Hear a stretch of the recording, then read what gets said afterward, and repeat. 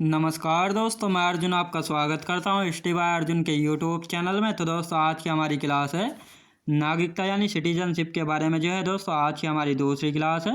तो दोस्तों वीडियो को अंत तक जरूर देखना ताकि सभी क्वेश्चन आपको आसानी से याद हो जाएं। साथ ही दोस्तों अगर आप हमारे चैनल पर पहली बार आएँ तो हमारे चैनल को भी सब्सक्राइब कर लीजिएगा, साथ ही बेल आइकन को प्रेस कर लीजिएगा ताकि हमारे आने वाले वीडियो का नोटिफिकेशन आप तक पहुंचता रहे। तो चलिए दोस्तों वीडियो को स्टार्ट करते हैं।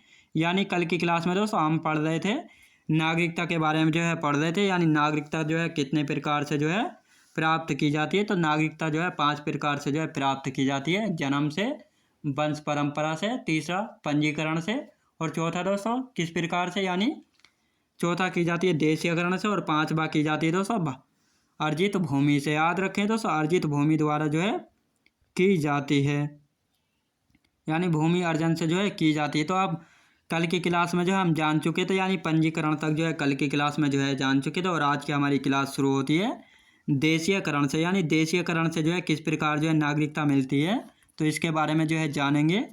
यानी सबसे पहले दोस्तों अगर कोई विदेशी व्यक्ति जो स्वेच्छा से भारत की नागरिकता अगर ग्रहण करना चाहता है तो वह भारतीय नागरिकता के आवेदन के लिए 1 वर्ष से भारत में रह रहा हो। तो इसको दोस्तों कुल मिलाकर भारत में 11 वर्ष तक रहना होगा।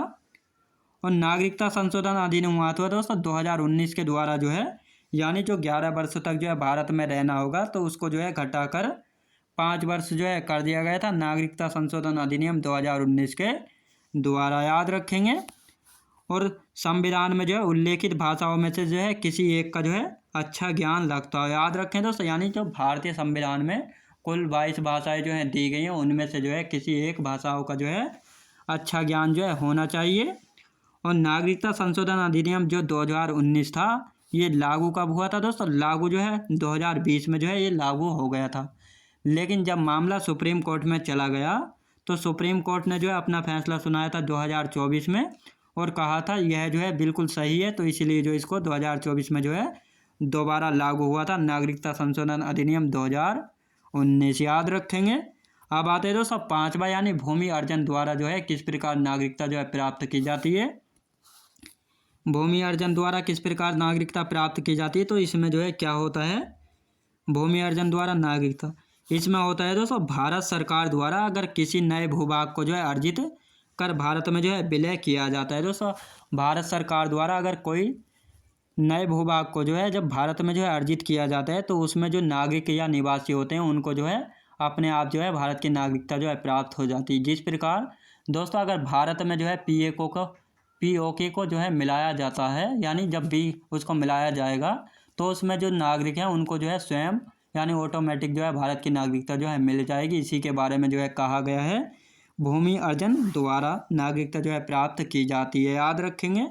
अब ये तो थे दोस्तों नागरिकता प्राप्त करने के 5 प्रकार। अब आते हैं नागरिकता त्यागने के 3 प्रकार। यानी नागरिकता 3 प्रकार से छीनी जा सकती है या 3 प्रकार से छोड़ा जाता है। तो ये 3 प्रकार कौन कौन से हैं? नागरिकता का अंत 3 प्रकार से होता है, यानी 3 प्रकार से नागरिकता छीनी जा सकती है। पहला परित्याग, पर्यवसान और वंचित किया जाना। तो अब इसमें क्या होता है, यानी इसमें होता है दोस्तों संविधान के प्रति अनिष्ठा दिखाने पर, यानी संविधान को न मानने पर, संविधान का उल्लंघन करने पर या संविधान के प्रति अनिष्ठा दिखाने पर आपकी नागरिकता छीनी जा सकती है। युद्ध के समय शत्रु का साथ देने पर। दोस्तों इसमें क्या होता है, दरअसल अगर भारत और पाकिस्तान का अगर युद्ध होता है तो कोई अगर भारतीय भारत पाकिस्तान के युद्ध में अगर पाकिस्तान की हेल्प करता है, यानी पाकिस्तान की अगर कोई मदद करता है तो इस बात से भारत उसकी नागरिकता छीन सकता है, क्योंकि भारत की सहायता न कर शत्रु का साथ देने वाले की नागरिकता छीनी जा सकती है। अब है दोस्तों भारतीय महिला अगर किसी विदेशी पुरुष से विवाह करने के बाद किसी विदेश की अगर नागरिकता ले लेती है तो उसकी नागरिकता समाप्त कर दी जाती है। याद रखेंगे। यानी अगर कोई भारतीय महिला किसी विदेशी पुरुष से शादी कर लेती है और वहाँ पर उस विदेश की नागरिकता ग्रहण कर लेती है तो अपने आप भारत की नागरिकता समाप्त हो जाती है। अब भारत से अगर दोस्तों अगर भारत से 7 साल लगातार बाहर रहने पर, यानी अगर भारत का कोई व्यक्ति भारत से लगातार 7 वर्षों तक बाहर रहता है तो उसकी भी नागरिकता समाप्त कर दी जाती है। याद रखेंगे। तो इस प्रकार जो है भारत की नागरिकता जो है समाप्त की जाती है, याद रखेंगे। अब देखते हैं दोस्तों आर्टिकल्स के बारे में यानी अनुच्छेद के बारे में जो है देखेंगे। यानी 26 नवंबर 1949 को जो है दोस्तों संविधान जो है बनकर तैयार हुआ था और नागरिकता संबंधित कुछ अनुच्छेद थे जो कि 26 नवंबर 1949 को जो है लागू जो है कर दिए गए थे। यानी कौन कौन से अनुच्छेद हैं? अनुच्छेद 5, 6, 7, 8 और 9। इन अनुच्छेदों को जो है दोस्तों कब लागू किया गया था? 26 नवंबर 1949 को, जबकि संविधान बनकर तैयार हुआ था और जब ही जो है इनको लागू कर दिया था नागरिकता से संबंधित अनुच्छेदों को, याद रखेंगे। और भारत का संविधान जो है पूर्ण रूप से कब लागू हुआ था? तो 26 जनवरी 1950 को जो है संविधान भारत में पूर्ण रूप से जो है लागू हुआ था। और बाकी जो 2 अनुच्छेद बचे 10 और 11, इनको भी जो है लागू कब किया गया था? इनको लागू किया गया था 26 जनवरी 1950 को, याद रखेंगे। तो इस प्रकार जो है जो नागरिकता से संबंधित आर्टिकल यानी अनुच्छेद हैं तो उनको जो है 2 बार जो है उनको लागू किया गया था। यानी कुछ अनुच्छेद ऐसे हैं यानी 5, 6, 7 और 8 और 9 जिनको जो है 26 नवंबर 1949 में लागू किया गया था और बाकी 2 अनुच्छेद ऐसे हैं जो कि 26 जनवरी 1950 को जो है इनको लागू जो है किया गया था, याद रखें। दोस्तों आपको पता होना चाहिए कि नागरिकता से संबंधित अनुच्छेद कौन कौन से, यानी 5 से 11 तक जो है नागरिकता से संबंधित अनुच्छेद हैं, याद रखेंगे।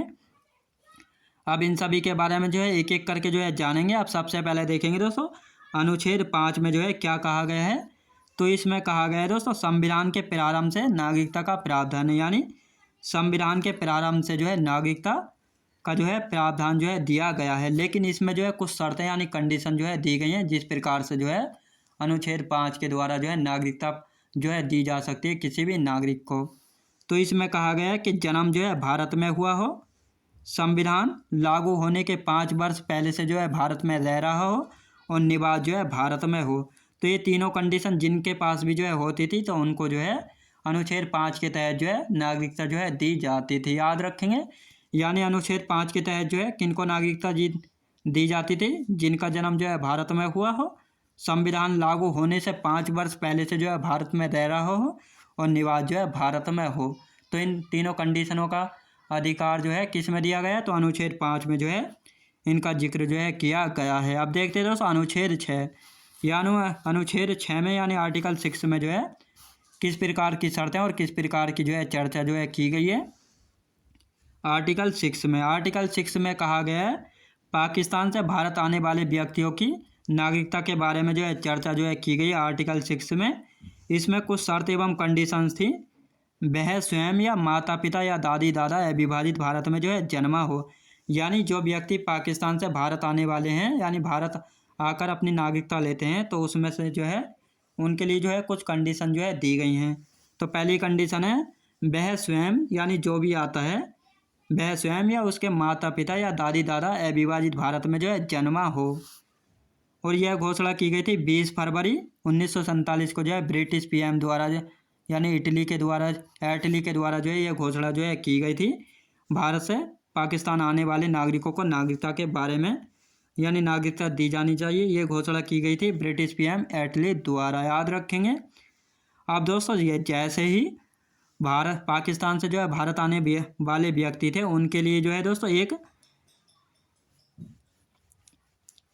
कंडीशन और रखी गई थी 19 जुलाई 1948 को जो है दोस्तों ये कंडीशन जो है रखी गई थी। यानी पाकिस्तान से भारत आने वाले जो व्यक्ति हैं उनको जो है 6 माह भारत में रहना होगा और एवं पंजीकरण के द्वारा जो है वह नागरिकता जो है ले सकता है। यानी 19 जुलाई 1948 के द्वारा जो है कहा गया है कि जो व्यक्ति भी जो है पाकिस्तान से भारत आएगा उसको जो है 6 महीना भारत में रहना होगा पहले और उसके बाद जो है पंजीकरण कराना होगा और उसके बाद जो है भारत की नागरिकता जो है उसको मिल जाती है, याद रखेंगे। तो दोस्तों मैं उम्मीद करता हूँ आपको वीडियो क्वालिटी कंटेंट वगैरह सभी कुछ आपको पसंद आया होगा। पसंद आया तो लाइक शेयर और सब्सक्राइब करना बिल्कुल भी ना भूलें। साथ ही दोस्तों अगर आप हमारे चैनल पर पहली बार आएँ तो हमारे चैनल को भी सब्सक्राइब कर लीजिएगा, साथ ही बेल आइकन को भी प्रेस कर लीजिएगा ताकि हमारे आने वाले वीडियो का नोटिफिकेशन जो है आप तक पहुंचता रहे। तो चलिए दोस्तों मिलते हैं नेक्स्ट वीडियोज़ में।